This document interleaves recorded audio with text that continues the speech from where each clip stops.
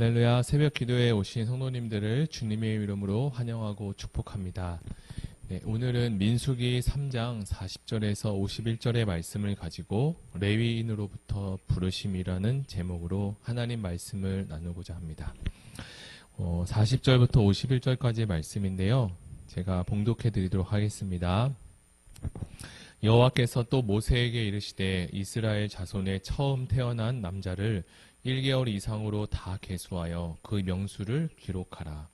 나는 여호와라. 이스라엘 자손 중 모든 처음 태어난 자 대신에 레위인을 내게 돌리고 또 이스라엘 자손의 가축 중 모든 처음 태어난 것 대신에 레위인의 가축을 내게 돌리라. 모세가 여호와께서 자기에게 명령하신 대로 이스라엘 자손 중 모든 처음 태어난 자를 계수하니 1개월 이상으로 계수된 처음 태어난 남자의 총 계는 22,273명이었더라.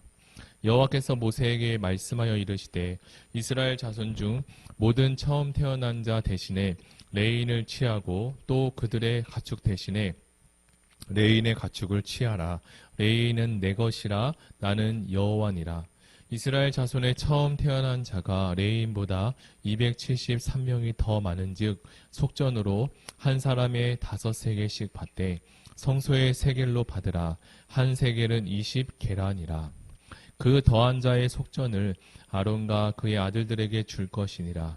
모세가 레위인으로부터 대속한 이외의 사람에게서 속전을 받았으니 곧 이스라엘 자손의 처음 태어난 자에게서 받은 돈이 성소의 세겔로 1365세겔이라. 모세가 이 속전을 여호와의 말씀대로 아론과 그의 아들들에게 주었으니 여호와께서 모세에게 명령하신가 같았느니라. 아멘. 얼마 전 과천 제2경인 고속도로 터널에서 큰 화재가 있었습니다. 아시는 분도 있으시겠지만 5명의 사망과 37명의 부상이 있을 정도로 아주 큰 화재였습니다.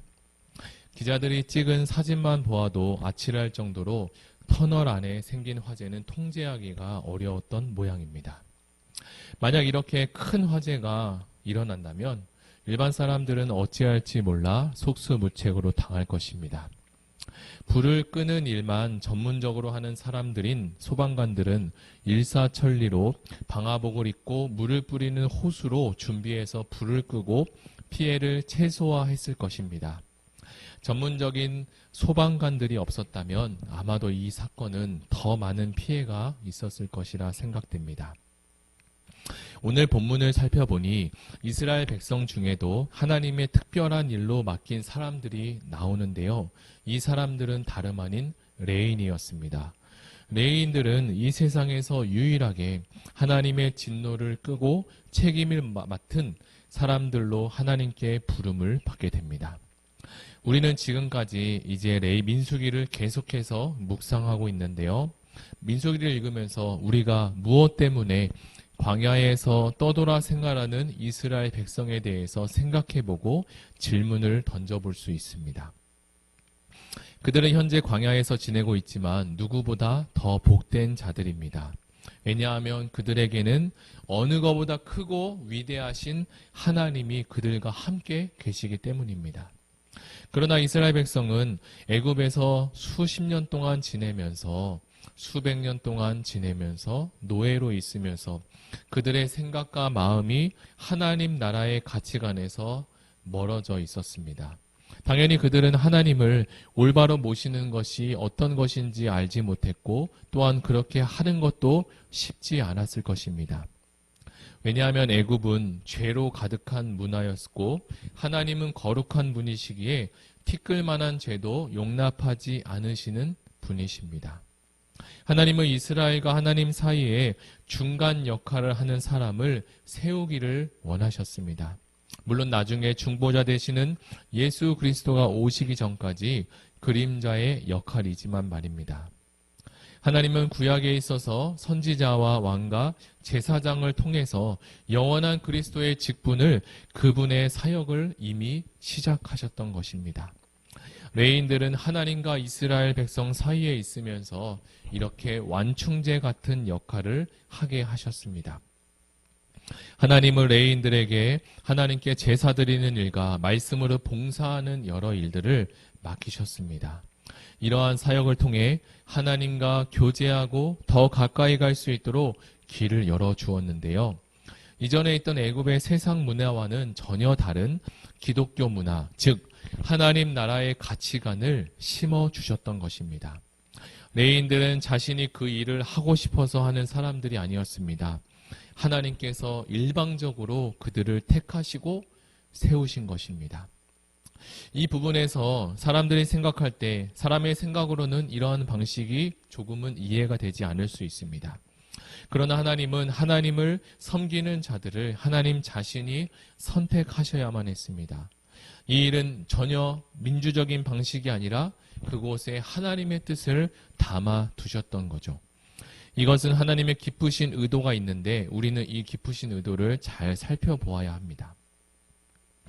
하나님에게 있어서 구원이란 인간의 힘이나 의욕이나 열심에 의해서 자지되는 것이 아닌 오직 하나님으로부터 그리고 하나님의 은혜로만 가능하다는 사실을 우리에게 간접적으로 이 사건을 통해 보여주시기를 원하셨습니다. 사람들은 합리적이거나 효율적인 것 또는 이성적인 것이 중요하지만 하나님은 거룩한 것이 중요한 분이기도 합니다. 하나님은 이스라엘 백성들을 하나씩 계수할 때 전쟁에 나갈 수 있는 20세 이상의 사람들을 계수하라고 하셨지만 이번에는 또다시 이스라엘 백성들의 장자를 계수할 때는 태어난 지 1개월 이상 된 모든 남자를 계수하라고 하십니다. 하나님은 이스라엘 장자에 대한 당신의 소유권을 매우 강조하는데요. 그들을 선택하고 하나님의 하나님 되심을 드러내고자 하는 장치입니다. 하나님의 명령에 따라서 이스라엘 백성 중 한 달 이상 된 이 장자의 수를 모두 계수해 보니까 22,273명이라고 성경은 기록합니다. 그런데 이어서 28절에 보니까 레위인들의 숫자는 22,000명에 불과했습니다. 결국 장자의 수가 273명이 더 많은 것이 문제가 되었던 거죠. 이것을 해결하기 위해서 하나님은 속전이라는 것을 낼 수 있게 해주셨는데요. 각 사람에게 5세겔을 속할 수 있도록 명하셨습니다. 5세겔이라는 것은 잠깐 들었을 때 적은 금액처럼 보이지만 당시 노동자로 치면 약 6개월 정도의 임금치에 해당하기 때문에 적은 금액은 아닙니다. 이것은 하나님께 속함을 받고 속함을 입고 받아들이는 것은 전적인 하나님의 은혜임을 우리에게 알게 하시지만 그것을 속하는 일은 큰 희생을 치러야 한다는 사실 또한 우리에게 일러주고 계십니다. 이렇게 장자들을 위한 속전을 강조함으로 하나님께서는 이스라엘이 출애굽 사건을 다시 한번 생각하고 상기하도록 하셨고 이스라엘의 백성을 구원한 분이 오직 하나님이시고 하나님의 은혜였다는 사실을 다시 한번 기억하게 하셨습니다. 이제 말씀을 정리해 보도록 하겠습니다. 우리 모두는 레위인으로 부르셨습니다. 구약의 레위인은 짐승의 피로 제사를 드렸지만 우리는 어린 양 예수 그리스도의 피를 힘입어 담대히 하나님께 나아갈 수 있습니다. 구약의 레위인들이 완전하지는 않았지만 하나님께 맡기신 사명을 감당하고자 힘썼던 것처럼 신약의 성도로 부름받은 우리는 아주 작은 일부터 하나님의 일에 동참하고 또 순종해야 할 것입니다. 이제 2023년 새해가 밝아졌습니다. 봉사하는 일에 멀어진 성도님들이 있으실 텐데요. 오늘 말씀을 기억하며 하나님의 일에 동참하고 하나님께서 우리에게 레위인으로 또는 그리스도의 성도로 부르심을 생각하며 하나님께 온전히 바쳐지는 레위인이 되시기를 예수님의 이름으로 축복합니다. 다 같이 들은 말씀을 생각하며 기도하고 가지고 오신 개인 기도 제목을 가지고 다 같이 기도하시겠습니다.